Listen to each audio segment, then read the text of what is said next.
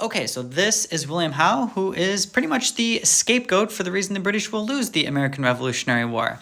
Howe is born in 1729 to a very prominent British family. His dad, through his great-great-grandfather, served in the House of Commons. His mom is the illegitimate half-sister to King George I. William Howe will join the army at the age of 17, and partly due to his work on the battlefield and partly due to his last name, he will continuously climb the ranks. He does serve, he's in Canada during the French and Indian War, by the way. When he comes back in between the French and Indian War to the American Revolutionary War, he's writing manuals on war techniques.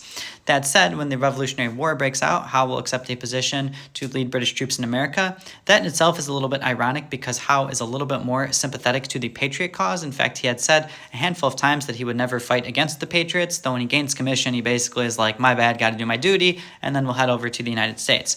With that said, that plays into his slowness, if you will. There's numerous times where he will try to extend peace offerings to the Patriots. Of course, they never accept, so at this point, war had been completely inevitable. Howe's first action is at the Battle of Bunker Hill, which doesn't go super well for him. Technically, the British win the battle, though they're going to lose over 1,000 men at Bunker Hill. Howe says something like, "This is the saddest I have ever felt."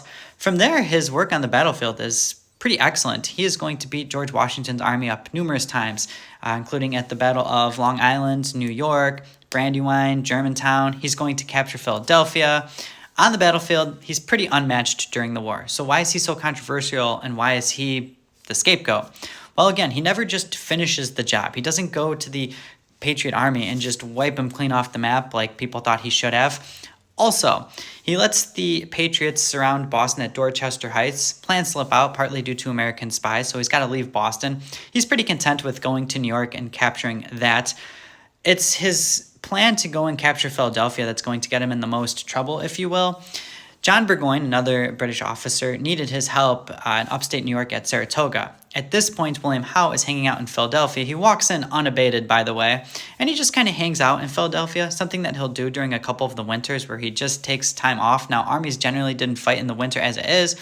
Howe is hanging out with a mistress. He's living kind of comfortably.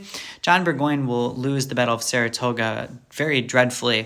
From there, the French will enter the American Revolutionary War, thinking that the Americans have a shot.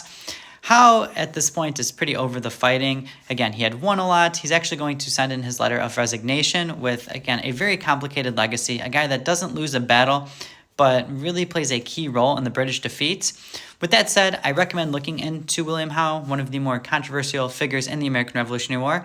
I'm running out of time per always. Love you all.